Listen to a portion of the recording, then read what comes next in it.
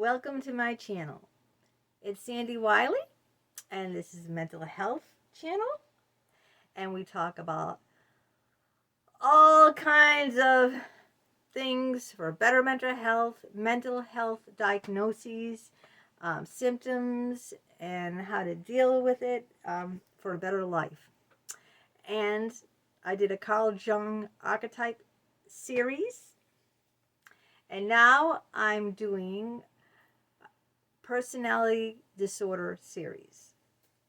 And I've done a range of them. I did obsessive compulsive disorder. I did that, I think it was over a year ago. I did that one at my local library. But anyway, look that up. I mean, it's a very old video. Today, we're going to dive into schizoid personality disorder. It's not schizophrenia, okay? My father had schizophrenia. This is schizoid, Schizoid, schizoid personality disorder. This is a mental health condition marked by a consistent pattern of detachment from general disinterest in social relationships. People with schizoid personality disorder also have a limited range of emotions when interacting with people. Now, right away, when I read that, I think of autism.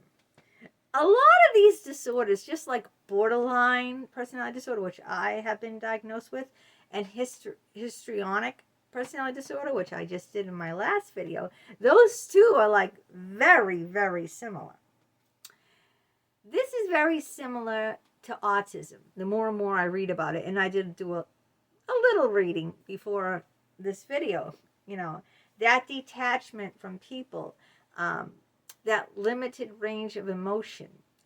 I know a lot about autism. I think I even did a video about autism. Like I did over 1,400 videos. So I might not remember each and every individual one, but I know I did one because my son, my brain damaged son, my son Alex, who has traumatic brain injury, TBI, traumatic brain injury from an illness, pneumococcal meningitis, that he contacted at age 4, and he has an extensive brain damage all throughout his brain. He's severely brain damaged. He can't go to the bathroom by himself. He has no safety awareness, and I did videos about him. But before he got meningitis, when he was living at home with his younger brother Austin, he was diagnosed on the autistic spectrum disorder. Now, if you look up autism and you look up schizoid, they're a lot alike. They're a lot, because Alex had a lot of trouble interacting. He had a lot of trouble socializing with. We used to take him to Gymboree, which is a little play group, an exercise group and a play group for little children, toddlers, babies, and the parents would be there with their child.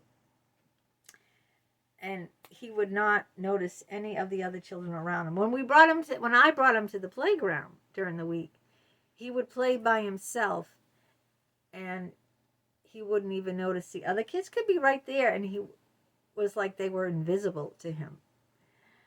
And also, he would act inappropriately with toys. Like, how you play with trucks? You would drive toy trucks or something. He might stack trucks up. He would do, it's a lot involved. And I don't want to go into autism, because right now I'm focusing on this personality disorder, schizoid personality disorder. But what I'm saying is I see a lot of similarities yet again in the two. All right, this is in the cluster A personality disorders. I think there's 3. Cluster A, cluster B, which is me, borderline, and histrionic, and narcissism is cluster B, and then there's cluster C. This is cluster A, which involve unusual and eccentric thinking or behaviors. Personality disorders are chronic, long-term dysfunctional behavior patterns that are inflexible, prevalent, and lead to social issues and distress, as I'm well aware of, being that borderline.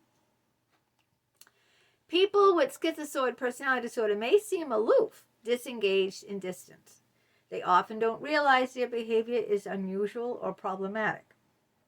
Now, a lot of people can be aloof and distant. I know I can. And that can be from social anxiety, extreme shyness.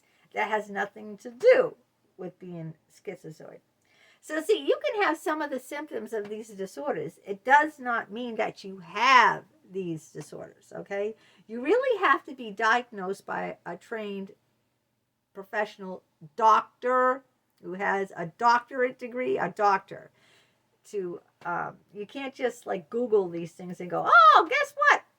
I'm this. I'm narcissistic. I'm histrionic. I'm schizoid. No, you can't do that. I'm not a doctor, okay? I don't have a doctorate degree. Do you? If you do have a doctorate degree in psychology, then sure. Go ahead, diagnose yourself. All right, schizophrenia is a range of mental health conditions that cause significant disconnection from reality. A person with schizophrenia may experience a combination of hallucinations, like hearing voices. That's my dad. My dad had schizophrenia. Delusions and extremely disorganized thinking and behavior that dramatically impairs their daily functioning. Schizoid personality disorder doesn't cause hallucinations or delusions, okay? So they're totally different. Schizophrenia has delusions. Schizoid does not have hallucinations or delusions, okay? They don't hear voices telling them to do things like my father did because he was schizophrenia. So that's how you classify the two apart. The schizophrenia has the hallucinations and delusions. The schizoid does not. All right. What's the difference between social anxiety disorder and schizoid personality? Social anxiety, as we talked about before, is a mental health condition which a person experiences intense, persistent fear of being criticized or judged by others. I have that. To cope with this fear, they avoid social interactions or situations as much as possible, which I did.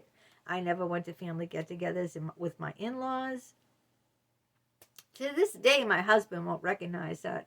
That's because I had social anxiety disorder. I mean, I have been diagnosed with anxiety disorders. I have not been classified with social anxiety disorder, but it all falls under anxiety disorder, okay, which I have been diagnosed with. All right, social anxiety disorder is distinct from schizoid personality disorder because people with schizoid don't avoid social interactions due to fear of being criticized or judged. Rather, it's due to a general disinterest in forming relationships with others. Okay, so they're not interested. With me, I don't want to have a relationship with others because I've been badly burnt. So it's a fear with me of being burnt again, that I'll never let myself get close to someone. I will never be hurt again. It's not just like, oh, so what? Yeah, I really don't care. I'm not interested. It's more like, no. I'm cautious because I've been badly burnt. Been burnt by my best friend Holly, but if you watch my videos. Who does schizoid personality disorder affect? Most personality disorders begin in the teen years when the personality further develops and matures. But people with schizoid personality disorder may display signs of the condition at an earlier age. That's why I'm saying I'd like to see, this is very similar to autism. It is, because my son was autistic. Alex was autistic. He was autistic at the time. He was struck with pneumococcal meningitis, which he became traumatically brain damaged. You know that the head doctor at Children's Hospital told me that he was the only case he heard of an autistic child struck with traumatic brain injury from pneumococcal meningitis, having both diagnoses. He said, you have a better chance of being struck by lightning. That's what he told me, his mother. He had a better chance of being struck by lightning. How common is schizoid personality disorder? All right. It's relatively uncommon. About 3 to 4% of people in the United States have this condition. Only 3 to 4%. All right, here are the symptoms of schizoid personality disorder. A person with this personality disorder doesn't want or enjoy close relationships, even with family members, okay? It isn't because, like me, they're very afraid, or very shy. They're, afraid of being judged, or they're afraid of being hurt, or they're very uncomfortable, around people. Their mind goes blank. They can't think. Like I told you that before. You could ask me my phone number, and I would forget it because my mind would be blank because I'd be overcome with anxiety and fear. These people that have the schizoid personality disorder, it's just, they don't want to be bothered. It's nothing to do with fear or anxiety or being burnt or hurt. It's just like, just not interested, They choose hobbies and activities and jobs that are solitary in nature, which I have. I'm a YouTuber. I'm getting money now for this channel. I'm monetized. People are buying my books. I've gotten, every month, maybe 5 to 10 people buy. I've got like 3 dozen books out there, but they mostly just buy my psychology books. Hardly anyone buys my poetry books. That's just how it is. People aren't interested in my poetry, but they love my psychology books, which is my memoirs, my life's journeys through all the crazy tragedies in my life.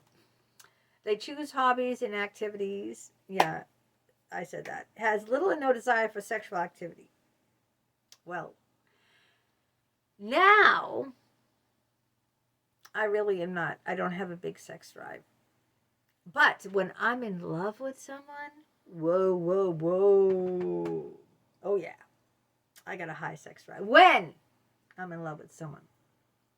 When I'm not, like with my husband, we have sex 2 to 3 times a week because he's the one with the big sex drive. Me, I could take or leave it. You know what I mean? Like, see, I equate being in love, infatuated, attractive, chemistry. That makes me want to have sex. If I just don't want to have sex, just to have sex. See what I'm saying? I've got to be emotionally connected to someone. This is me. I'm different. I need to be physically and emotionally connected for sex. I need to find you physically attractive, like, he's fine. And I got to feel emotionally connected. If I'm physically attracted to you without the emotional connection, or if I'm emotionally connected to you without the physical connection, that's just friendship. Emotional connection, no physical connection. All right. Really experiences or expresses strong emotions. Well, that ain't me. So I can just, hands down, no, I am not a schizoid. Because I have extremely strong emotions. Borderlines? Are you kidding me? Over the top. My emotions are over the top. So they're with a schizoid doesn't have those strong emotions. They just flatline. They're neither happy, joyful, or angry, rageful. They're just like kind of flatline. Has apparent indifferences to praise or criticism. Like, so you could praise a schizoid or say, you stupid idiot. Oh yeah, okay. It doesn't matter which one you do. You know what I mean? They'll be like, they just take it and it doesn't have any effect, So how do you get under their skin? Not that I want to. I'm just wondering, you know what I mean? They don't have effect. It's lack of effect, personality disorder. All right, genetic factors. Some researchers think there may be a genetic connection between schizophrenia and schizoid personality disorder. Well, my father was schizophrenia, and I'm borderline. I don't have schizoid personality disorder. I'm nothing like schizoid, except for, staying away from people and social situations, but not for those reasons of being disinterested, not caring, Here we go. In addition, some of the features of autism spectrum disorder resembles schizoid personality disorder. So, researchers think a genetic relationship between the two might exist. Hey, there you go. Just like I said, My son Alex, my firstborn son, who has traumatic brain injury, was diagnosed at age, I think, 2.5, 3, with autism. And a lot of what I'm reading about the schizoid personality resembles autism. So, but they're saying right here, there's a genetic relationship between the two. Environmental factors. Some studies suggest that people with schizoid personality disorder often come from environments that lack emotional nurturing. That would make sense, you know what I mean? If they never got emotional nurturing, then they would be like flatline. They wouldn't show any emotion. In other words, caregivers who are emotionally cold, neglectful, detached during childhood may contribute to the development of schizoid personality disorder. And that makes a lot of sense too. How is it diagnosed? Healthcare providers don't typically diagnose someone with this disorder until after the age of 18. All right. They said most personality disorders are very hard to diagnose. When a mental health professional, such as a psychologist or a psychiatrist, suspects someone might have schizoid personality disorder, they often ask questions that will shed light on childhood history, relationships, work history, and reality testing. Now, how can you manage if you're a schizoid personality? How is it treated? Schizoid personality disorder is one of the least researched personality disorders. I don't know that much about it either, you know. I've heard about it. I knew someone when I worked as a security guard in the Atrium Mall. During the holidays, they have these kiosks, and people would be selling, like on these little kiosks, their own products. And there was this one woman who told me she was schizoid. I think I even Facebook friended her. I don't know if we're still friends on Facebook. I even forget her name. This was years and years ago when I worked at the mall. Yeah, and she, to me, you know, I talked to the woman. She was older than me at the. Maybe she was my age. I'm not sure of her age. Maybe she was. I'm not really sure, but she seemed pretty flat.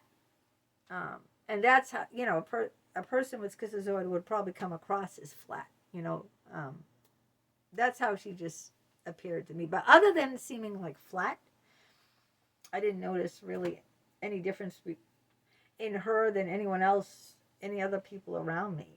You know, I didn't. They say talk therapy is generally the treatment of choice for personality disorders. Believe me, it didn't work for me. All right? I'm not telling you guys don't get psychological help. I just written books and books and books about it. I've gone to psychiatrists, psychologists of every gender, every religion, black, white, old, European, female, male, gay, even gay one. It didn't matter. Okay? I went to them all. None of them helped me. In fact, they harmed me. But you might be lucky. I mean, I'm borderline. I think borderlines have a very, I mean, from my own personal experience, you know, have a hard time in therapy. Well, or shall I say, therapists have a hard time in therapy with borderlines.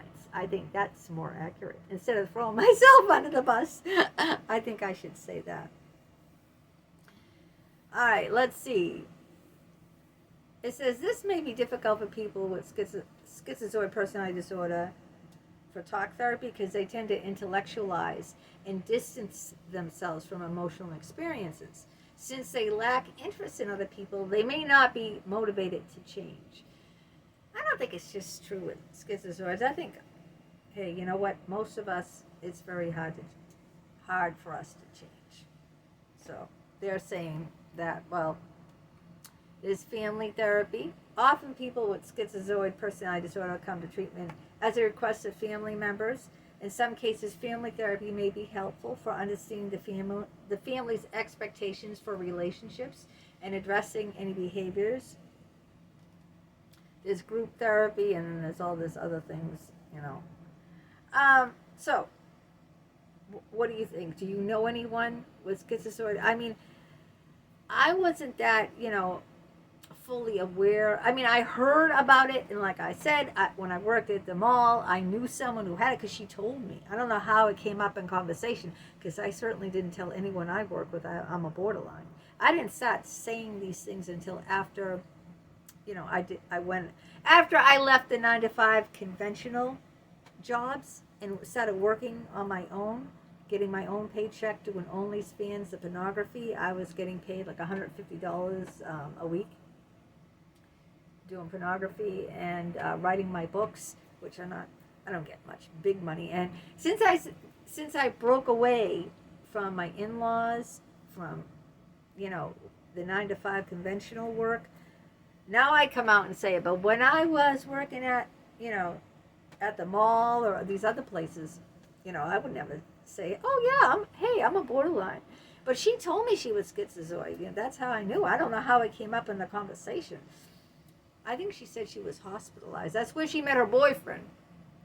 Yeah, I think she was hospitalized for it. So I don't know what happened to make her be, hospitalized for that mental illness. Like, maybe she was suicidal. It was so long ago. I just remember vaguely what she looks like. I don't even remember her name, not even her first name, and that she told me she was schizoid. Do you know anyone who's schizoid? I mean, I've covered it because it's one of it's one of the personality disorders. But so there it is, and we'll be continuing on this series of personality disorders. So stay tuned. I just might hit upon yours.